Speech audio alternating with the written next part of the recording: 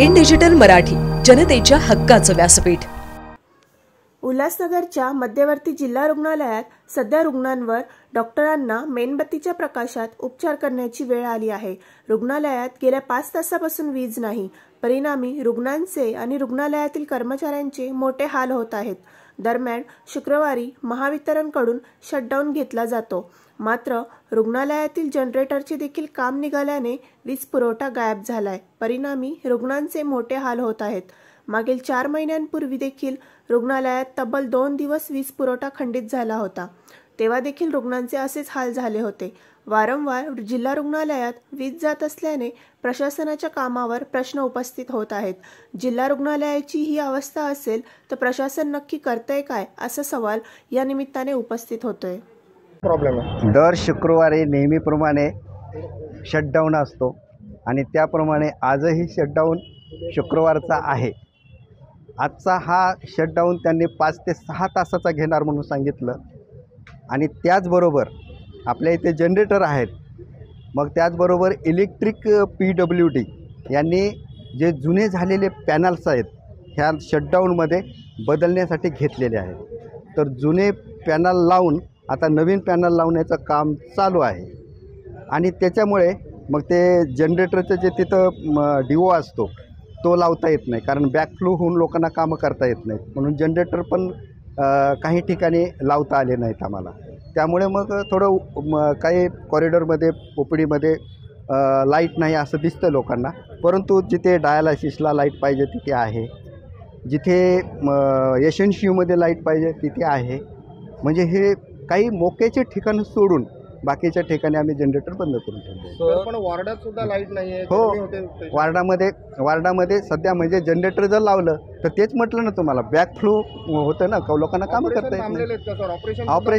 Operation थोडे जे emergency असेल त्याची आम्ही पर्यायी व्यवस्था केलेली आहे। इथून आम्ही ॲम्ब्युलन्समध्ये घालून 4 नंबरला जाऊन ऑपरेशन करू। रुटीन ऑपरेशन नाही ठेवलेले आहे। आता लाईट जवळपास त्यांना मी आता विचारलं, अजून 2 तास लागतील म्हणतात। काम चालू आहे। निष्काळजीपणा नाही का सर? नाही, हा निष्काळजीपणा नाही, हे नियोजित काम करतायत सर। पण जर बघायला गेले तर शुक्रवारी लाईट जातो, लोड शेडिंग असतं माहिती आहे, त्याच दिवशी नेमकं दुरुस्तीचं काम हाती घेण्याचं काय कारण? त्याचं कारण म्हणजे कसं आहे, लाईट गेलेलीच असते आणि त्याच दिवशी म्हणजे काम त्यांना करायला सोपं जातं। मग इलेक्ट्रिक पर्यायी व्यवस्था जनरेटर असतं, परंतु जनरेटरचं जे बॅकअप असतं ना ते त्या पॅनलला लावता येत नसतं काम चालू असताना। इथं पाहू शकता डॉक्टर सुद्धा मेणबत्ती लावून इथं उल्हासनगरचा त्याच्यामुळे डॉक्टर सुद्धा मेणबत्ती लावून बसलेले आहेत। एवढं 4-5 तास झाले तिथे लाईट गेलेली, अक्षरशः पेशंटचे हाल झालेले आहेत, कारण की ते पहिलेच त्रासात, ते आजारामुळे त्रासत आहेत, वरतून त्यांना हा जे लाईट लोड शेडिंगचा तो त्रास आहे त्यांना अजून सहन करावा लागतोय। इथं 2-2, 3-3 जनरेटर आहेत, पण ते मुबलक ठिकाणी ते चालू आहे, प्रत्येक ठिकाणी चालू नाही। आणि फीडर आपण साहेबांना आम्ही विचारलं होतं तर साहेबांनी सांगितलं आम्ही एक फीडर घेतलेला आहे एक्स्ट्रा, तर तो फीडर बी शुक्रवारी बंद असतो। म्हणजे अक्षरशः म्हणजे एकदम बेकार परिस्थिती चालू आहे। जनरेटर असून सुद्धा ती कमतरता येते। तर महाराष्ट्र शासनाला त्यांनी पत्रव्यवहार केलाय, तरी महाराष्ट्र शासन यांना अजून व्यवस्थित जनरेटर आणि मुबलक सुविधा आपले जे रुग्णालय, मध्यवर्ती रुग्णालय उल्हासनगर त्याच्यात पुरवत नाहीत। ही दैनंदिन महाराष्ट्राची अवस्था झालेली आहे सगळी ठिकाणी। तर 4 ते 5 तास होत झालेत, अजून 2 तास लाईट येणार नाहीत असं आम्ही शल्य चिकित्सक जे जिल्हा शल्य चिकित्सक आहे त्यांना विचारलं, तर त्यांनी बोलले की अजून 2 तास लाईट येणार नाही।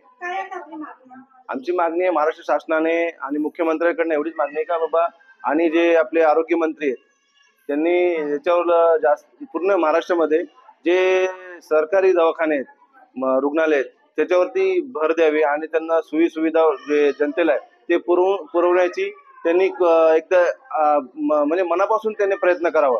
की गरीब इथं येतो, पैशावाला धंदाणका इथं येत नाही का, तो पैसा असला तर तो प्रायव्हेट दवाखान्यामध्ये खर्च करून उपचार घेऊ शकतो, पण जो गोरगरीब आहे, ज्याच्याकडे रिक्षावाले, फेरीवाले आहेत, काय मजूर आहेत, मोलमजूर आहे, किंवा गावाकडचे, आता आपला हा मुरबाडचा पट्टा येतो, कर्जतवरून लोक येतात, बदलापूर, अंबरनाथ, आता पूर्ण पंचकोशातनं लोक इथे येतात उपचारासाठी, तर ते जे येतात त्यांच्याकडे पैसा नसतो, गोरगरीब लोक आहेत, शेतकरी आहेत काही जण, तर त्यांच्यासाठी हा एक जिव्हाळ्याचा आहे की कोणी आपला घरचा आजारी झाला आणि त्याच्यात आजारी झाल्यानंतर तो एक हे असतो की आपला कोणीतरी आजारी झालाय त्याच्यात एक प्रॉब्लेम असतो, वरतून तिथे दवाखान्यात येऊन सुद्धा बी त्याला जर असं त्रास सहन करावा लागत असेल तर ही महाराष्ट्रासाठी दुर्दैवाची गोष्ट आहे.